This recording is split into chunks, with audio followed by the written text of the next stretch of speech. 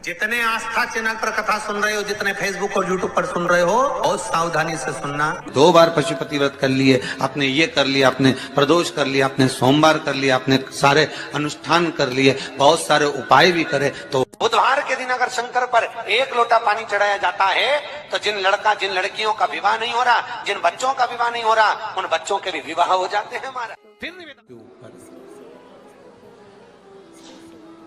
स्वामी विवेकानंद जी के पास में एक व्यक्ति आकर बैठ गया और उस व्यक्ति ने कहा, मैं बहुत परेशान हूं,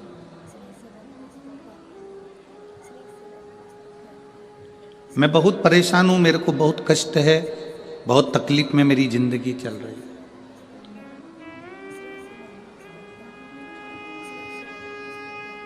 स्वामी विवेकानंद जी, मेरी परेशानी को समाप्त कर दीजिए। कल आपको कथा में कहा था, संत, साधु, गुरु 3 चीजों से दूर रहता है। जो गुरु नानक देव जी ने नामदेव जी को बताया था, 3 चीजों से संत, साधु, गुरु दूर रहता है। पहला नमस्कार, दूसरा चमत्कार और तीसरा नमस्कार। असली अगर गुरु है, असली अगर संत है, असली अगर साधक है, तो वो ये 3 चीजों से दूर है। उसको कोई मतलब नहीं इन 3 चीजों से। किसने प्रणाम करा, किसने नहीं करा,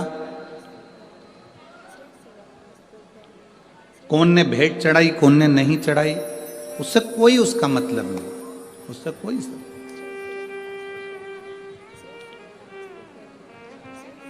मेरी भटिंडा की जीजियों और मेरे जीजाओं, मेरी बेटियों, बेटाओं, मेरी बहनों, मेरे भाई, अपनी चित्तवृत्ति में एक बात उतार कर रखना, जब तक आप शिव की शरण में नहीं गए तब तक दुख तुम्हारा है, और जिस दिन तुमने 1 लोटा जल महादेव को चढ़ाना प्रारंभ कर दिया तो तुम्हारा दुख महादेव का है। फिर तुम्हारा दुख तुम्हारा नहीं है, तुम्हारी तकलीफ तुम्हारी नहीं है, तुम्हारा कष्ट तुम्हारा नहीं है, फिर वो दुख महादेव का है।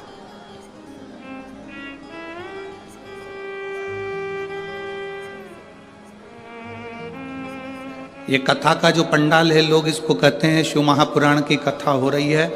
हम कहते हैं ये शिव महापुराण की कथा नहीं हो रही है, नेत्रों की जांच हो रही है, नेत्र शिविर लगा है, इसमें आंखों की जांच है। कोई कोई मरीज ऐसा होता है, हॉस्पिटल में जाता है, डॉक्टर साहब से कहता है मुझे दूर का नहीं दिखता, मुझे दूर का नहीं दिखता। डॉक्टर उसको दवाई देते हैं, ड्रॉप देते हैं, आंखों में डालकर देखता है, अभी भी मुझे दूर का नहीं दिखता। डॉक्टर साहब ने उसको टेबलेट दे दी, उसने ली, मुझे दूर का नहीं दिखता। अब डॉक्टर ने कहा यदि तुम्हें दूर का नहीं दिख रहा तो मैं एक चश्मा बना देता हूं, चश्मे से दिखेगा, चश्मे से उसको दूर का दिखने लगा। फिर कोई डॉक्टर के पास गया, डॉक्टर साहब मुझे पास का नहीं दिखता। डॉक्टर ने उसको भी ड्रॉप दिया, उसको भी दवाई दी, उसको पास का नहीं दिख रहा तो फिर उसके लिए भी चश्मा बना दिया। आप में से कोई कोई मरीज ऐसा बैठा होगा जो डॉक्टर के पास जाकर कहेगा ना दूर का दिखता ना पास का दिखता, तो डॉक्टर ने एक ही चश्मे में 2 गिलास लगा दिए। ऊपर आधा गिलास ऊपर है तो दूर का दिखता है, आधा गिलास नीचे तो पास का दिखता है। बोलो सही है कि गलत है? एक ही चश्मे में 2 गिलास, 2 कांच, आधे में दूर का दिखता है, आधे में पास। बहुत सारे मरीज डॉक्टर के पास पहुंचे और कहते हैं दूर का नहीं दिखता, पास का नहीं दिखता, पर आज तक ऐसा मरीज डॉक्टर के पास नहीं गया जिसने जाकर कहा हो कि मुझे इन नेत्रों से मेरा महादेव नहीं दिखता। उसका कोई चश्मा है, उसकी कोई दवाई है कि मेरा परमात्मा मुझे दिख जाए, तो डॉक्टर भी कह देगा इसकी कोई दवाई नहीं है, इसकी दवाई केवल एक शिव महापुराण की कथा है, उसमें जाकर बैठोगे तो चश्मा लगाने की जरूरत नहीं पड़ेगी, वो आंखों में लेंस लगा देता है, उस लेंस से परमात्मा नजर आने लगता है कि शिव कैसा है, कृष्ण कैसा है, गुरु नानक देव जी की भक्ति कैसी है। भजन कैसा है, संत नामदेव जी की भक्ति कैसी, कीर्तन कैसा है।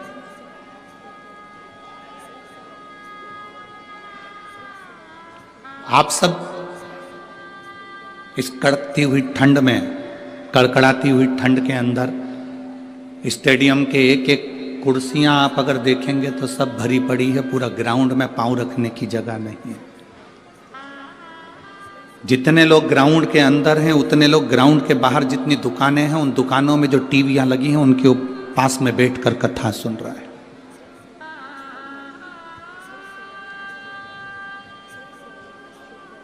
कई लोग पार्किंग से यहां तक नहीं पहुंच पाए तो पार्किंग में गाड़ी को खड़ी कर कर उसमें मोबाइल लगाकर बुजुर्ग माताएं, अन्य माताएं उसमें बैठकर टीवी उस मोबाइल पर कथा सुन रही हैं। शायद भटिंडा के इतिहास में ऐसा भक्ति शायद भटिंडा वालों ने कभी नहीं देखी होगी जो भक्ति का दर्शन यहां हो रहा है।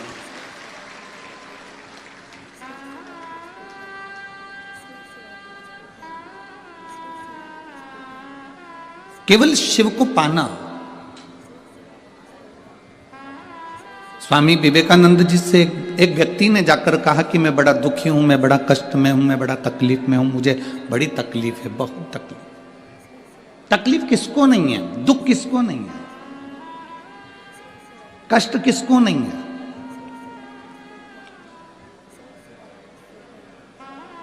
मेरी जीजियों, आप सब बैठे हो ना, ऐसा कोई व्यक्ति नहीं जिसके जीवन में दुख नहीं है। आपका पेट दुखता होगा तो क्या हमारा पेट नहीं दुखता होगा? आपका सिर दुखता होगा तो क्या हमारा सिर नहीं दुखता होगा? आपके हाथ पैर दुखते होंगे तो क्या हमारे हाथ पैर नहीं दुखते होंगे? बड़े से बड़े महाराज को बुला लो, बड़े से बड़े महात्मा को बुला लो और बड़े से बड़े साधक को बुला लो जो कह दे कि मेरे जीवन में दुख नहीं है। दुख किसको नहीं है? कोई तन दुखी, कोई मन दुखी, कोई धन बिन रहत उदास, तुलसी या संसार में सुखी राम का दास। संसार में केवल एक सुख है जो परमात्मा की शरणागति है, जो भगवान की शरणागति है, जो भगवान की भक्ति है, जो भगवान का भजन, ये सुख है।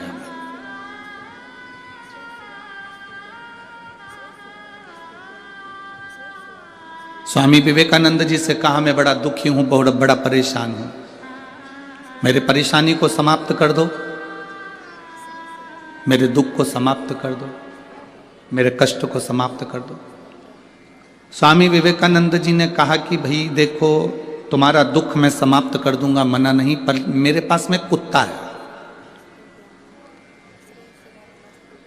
मेरे पास में कुत्ता है, डॉग है, इस कुत्ते को ले जाओ, थोड़ा घुमा के वापिस लिया।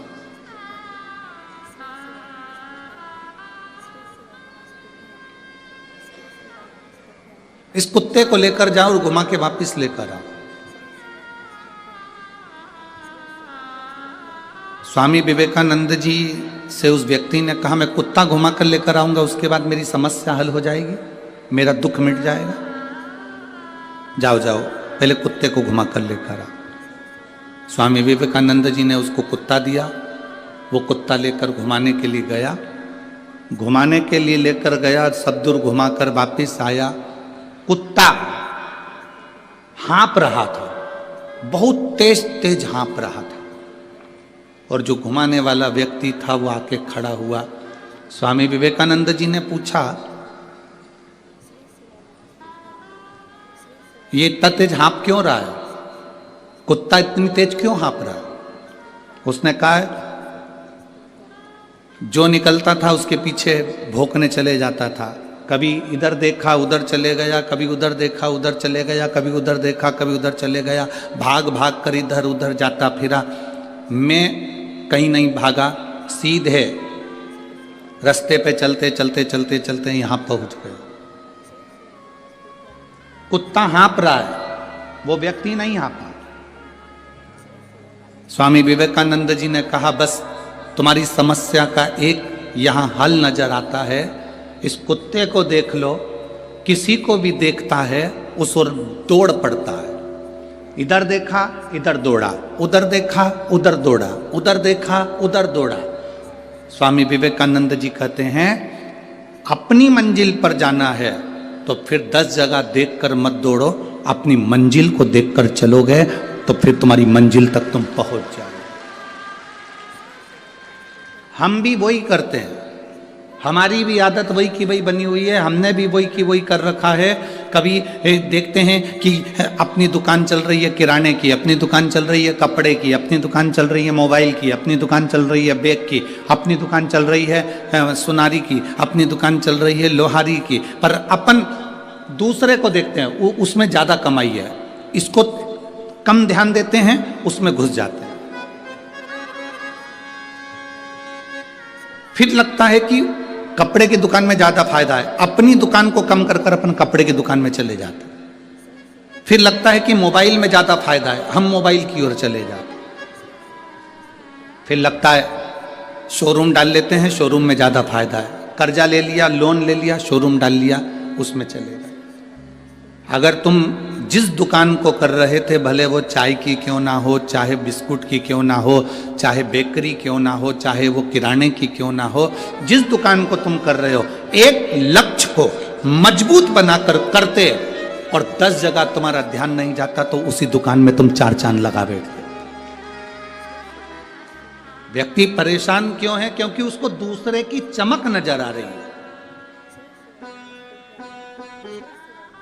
आज का व्यक्ति दुखी क्यों है? क्योंकि उसका पड़ोसी सुखी है, उसको दूसरी जगह चमक नजर आ रही है। शिव महापुराण की कथा कहती है हमने अपनी आदत बना ली लपकने की, अपना काम अच्छा नहीं लग रहा, इसमें कोई इनकम नहीं हो रही, इसमें कोई फायदा नहीं हो रहा, अपन दूसरे काम को करते हैं। वो छोड़ा फिर वो करा, फिर वो छोड़ा फिर वो करा।